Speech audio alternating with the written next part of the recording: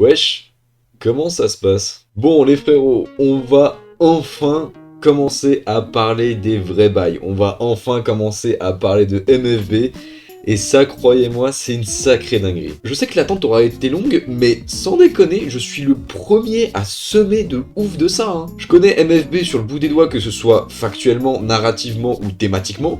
Donc, dans la théorie, parler de MFB, pour moi, c'était une promenade de santé. Sauf que quand je me penchais sur la question, j'avais soit un script qui était incomplet sur certains points et j'avais pas envie de ça, soit la vidéo allait taper l'heure et demie et, soyons honnêtes, autant pour vous que pour moi, ça casse les couilles. Et là, j'ai trouvé le sweet spot parfait, donc on va commencer sans plus tarder. Le premier arc de MFB, comme tous les arcs de shonen de ce genre, a plusieurs fonctions. Tout d'abord présenter les personnages principaux, l'univers dans lequel ces derniers vont évoluer, et quelques graines de plot qui vont être exploitées pour la suite de la série et nous amener à vouloir en savoir plus. Et non seulement ce premier arc coche absolument toutes les cases sans aucune faute, mais en plus se permet d'accorder tous les petits points avec une subtilité que rares ont su égaler. Je vais prendre l'exemple de Naruto. Le premier arc de Naruto, c'est pas l'arc Zabuza. Non, ça c'est le deuxième. Il a ses enjeux, ses personnages et sa fin à soi. Le premier arc de Naruto, c'est celui où on apprend à connaître les différents membres de l'équipe 7,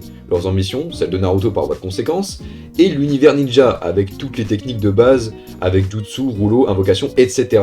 Ainsi, à la fin de l'arc 1 de Naruto, on connaît tous les personnages principaux, l'univers des ninjas dans lequel ils vont évoluer, et là où le manga va aller, la quête de Naruto pour devenir Hokage. Sauf que, soyons honnêtes, une petite seconde, l'arc 1 de Naruto, il laisse ressortir sa forme à un point assez saillant, pour la simple et bonne raison que cet arc-là, dans la réalité des choses, il raconte que dalle. MFB, quant à lui, va se distinguer en nous racontant quelque chose déjà à partir de son arc 1, renforçant ainsi notre implication pour les personnages principaux, pour leur univers, et renforçant également notre envie d'en savoir plus. Et on va rentrer dans les détails dès à présent. Je vais essayer d'être plutôt concis avec le résumé parce que je sais qu'en général c'est la partie qui est assez longue dans les vidéos et qui raconte pas grand chose. Même si l'histoire commence avec Kenta, la narration va bien entendu se centrer sur Jinga, qui possède un objectif arrivé à ce stade de la série, mais qui semble nébuleux et pas très défini.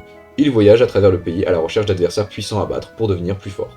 Classique. Et tout l'arc 1 de MFB va développer sa thématique principale qui est l'humain, son rapport à autrui et ses ambitions. Et là je sais d'avance que tu penses que je suis parti en couille.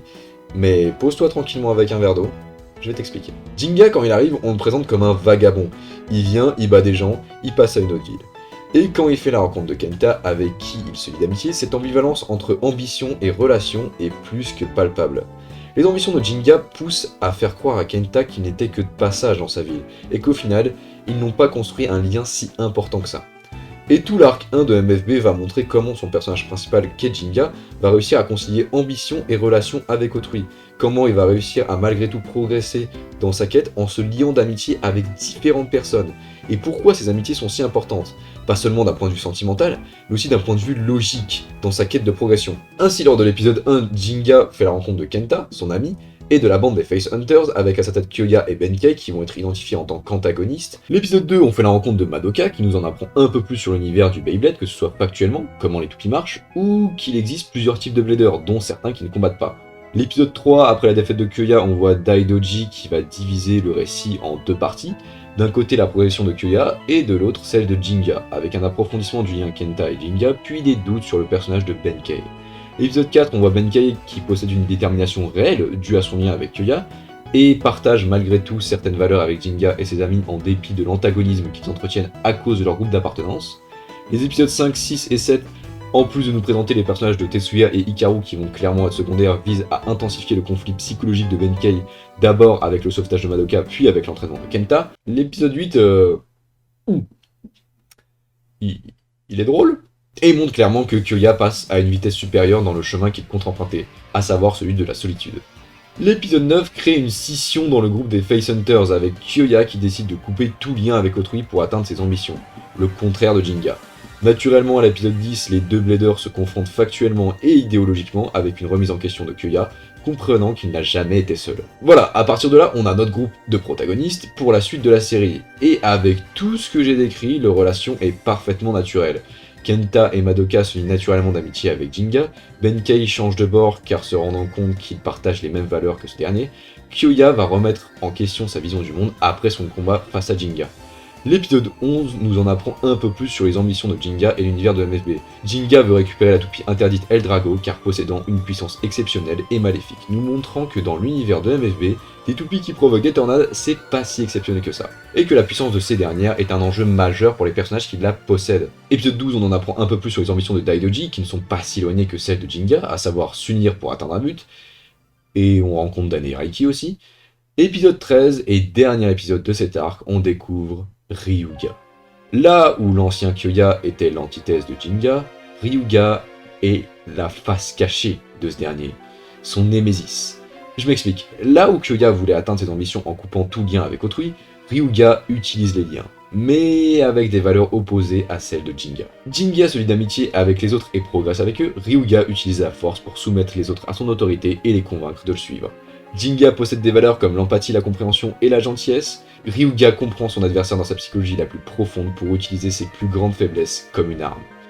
Ce qui est terrifiant avec Ryuga, c'est qu'il est aussi travaillé que Jinga dans sa vision du Beyblade et du monde. Il utilise les mêmes attributs, à la seule différence qu'ils ne sont pas motivés par le même prisme. Et arrivé à leur confrontation, Ryuga gagne, car ayant pris l'ascendant sur les valeurs de Jinga.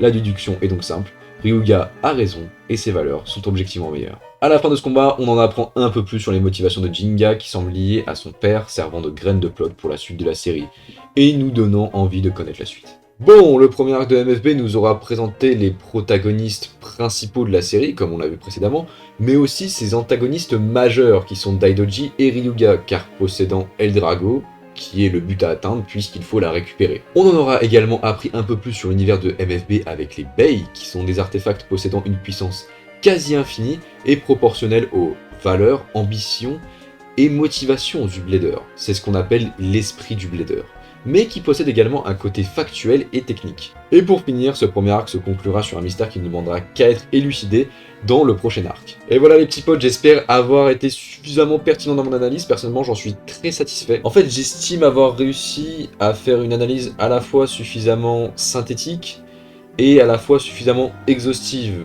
pour avoir le maximum d'informations pertinentes dans l'analyse et proposer une vision vraiment intéressante. Et en même temps, d'avoir une vidéo qui est cool à faire et cool à regarder. On se retrouve le mois prochain pour l'analyse de l'arc 2 de MFB. D'ici là, prenez soin de vous. Ciao!